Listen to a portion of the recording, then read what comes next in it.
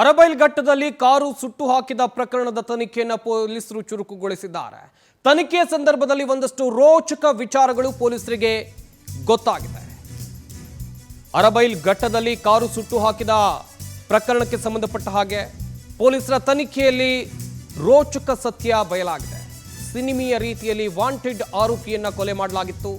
ಹಾಗೆಯೇ ಬೆಳಗಾವಿ ಮೂಲದ ನಿತೀಶ್ ಡಾಪಳೆ ಈತನನ್ನ ಕೊಲೆ ಮಾಡಿದ್ರು ದುಷ್ಕರ್ಮಿಗಳು. ಏಪ್ರಿಲ್ 8ರಂದು ಉತ್ತರ ಕನ್ನಡ ಜಿಲ್ಲೆಯ ಅರಬೈಲ್ನಲ್ಲಿ ಈ ಘಟನೆ ನಡೆದಿತ್ತು. 50ಕ್ಕೂ ಹೆಚ್ಚು ಕ್ರಿಮಿನಲ್ ಕೇಸ್ನ ಆರೋಪಿ ಈತ ನಿತೀಶ್ ಡಾಪಳೆ. ಹಾಗೆಯೇ ಹುಬ್ಬಳ್ಳಿಯಲ್ಲಿ ಕೊಲೆ ಮಾಡಿದ್ದು ಸಾಬೀತಾಗಿದೆ. ಸದ್ಯ ಕೊಲೆ ಮಾಡಿ ಆತನ ಕಾರನ್ನ ಸುಟ್ಟು ಹಾಕಲಾಗಿದೆ ಎನ್ನುವಂಥ ಮಾಹಿತಿ ಕೂಡ ಲಭ್ಯ ಆಗಿದೆ. ಪೊಲೀಸರ ತನಿಖೆಯಲ್ಲಿ ಒಂದಷ್ಟು ರೋಚಕ ವಿಚಾರಗಳು ಕೂಡ ಗೊತ್ತಾಗಿದೆ.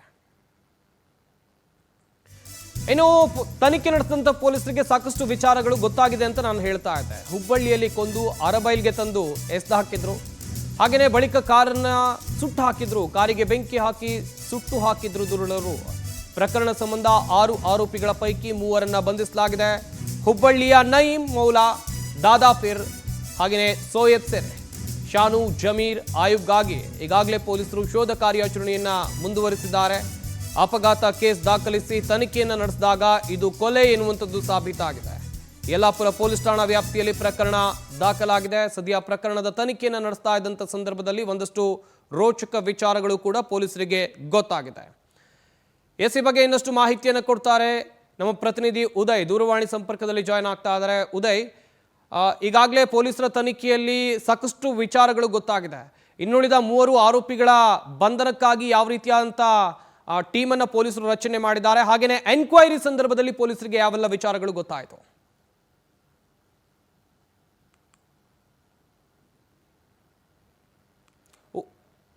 ಉದಯ್, ನನ್ನ ಧ್ವನಿ ಕೇಳ್ತಾ ಇದೆಯಾ? ಏಪ್ರಿಲ್ 8ರಂದು ಏನು ಈ ಒಂದು ಘಟನೆ ನಡೆದಿತ್ತು. ಬೆಳಗಾವಿಯಲ್ಲಿ ವ್ಯಕ್ತಿಯನ್ನ ಕೊಲೆ ಮಾಡಿ ಆತನನ್ನ ಕಾರ್ನಲ್ಲಿ ತುಂಬಿಕೊಂಡು ಬಂದು ಆತನನ್ನ ಅರಬೈಲ್ ಘಟ್ಟದಲ್ಲಿ ಎಸೆದು ಇದೊಂದು ರೀತಿಯ ಕಾರಿಗೆ ಬೆಂಕಿಯನ್ನು ಹಚ್ಚಿ ಆತನನ್ನ ಅಲ್ಲೇ ಸುಟ್ಟು ಕರಕಲು ಮಾಡಲಾಗಿತ್ತು. ಅಂದ್ರೆ ಈ ಕಾರ್ ಒಂದು ಆಕ್ಸಿಡೆಂಟ್ ಆಗಿದೆ, ಅಪಘಾತ ಆಗಿದೆ ಅನ್ನುವಂತ ರೀತಿಯಲ್ಲಿ ಬಿಂಬಿಸುವ ಈ ಒಂದು ಕೃತ್ಯವನ್ನ ಎಸಗಿದ್ರು. ಈ ಪ್ರಕರಣಕ್ಕೆ ಸಂಬಂಧಿಸಿದಂತೆ ಈಗಾಗಲೇ ಯಲ್ಲಾಪುರ ಪೊಲೀಸರು 3 ಆರೋಪಿಗಳನ್ನ ಬಂಧಿಸಿದ್ದಾರೆ. ಪ್ರಕರಣದಲ್ಲಿ ಒಟ್ಟು 6 ಮಂದಿ ಆರೋಪಿಗಳು ಇದ್ದಾರೆ ಎನ್ನುವಂಥದ್ದು ಇದೀಗ ಮಾಹಿತಿ ಸಿಕ್ಕಿರುವಂತದ್ದು. ಈಗಾಗಲೇ ಇನ್ನೂ 3ರಿಗಾಗಿ ಪೊಲೀಸರು ಶೋಧ ಕಾರ್ಯವನ್ನು ಕೂಡ ಮಾಡ್ತಾ ಇದ್ದಾರೆ. ಏನು ಪೊಲೀಸರು ವಿವಿಧ ಭಾಗದಲ್ಲಿ ತನಿಖೆಗಳನ್ನ ಕೂಡ ಮಾಡ್ತಾ ಇರುವಂತದ್ದು. ಇವತ್ತು ಕೂಡ ಸಂಜೆ ಹೊತ್ತಲ್ಲಿ SP ಅವರು ಈ ಬಗ್ಗೆ ಹೆಚ್ಚಿನ ಮಾಹಿತಿಯನ್ನು ಕೂಡ ನೀಡಲಿಕ್ಕಿದ್ದಾರೆ.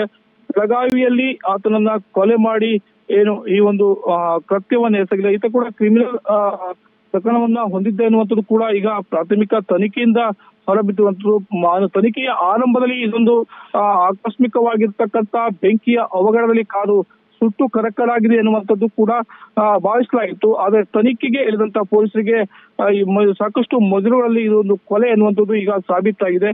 ಇನ್ನುಳಿದ 3ರಿಗಾಗಿ ಇದೀಗ ಶೋಧ ಕಾರ್ಯ ಕೂಡ ಮುಂದುವರೆದಿರುವಂತದ್ದು. ಥ್ಯಾಂಕ್ ಯು ಉದಯ್ ತಮ್ಮೆಲ್ಲ ಡೀಟೇಲ್ಸ್ಗಾಗಿ.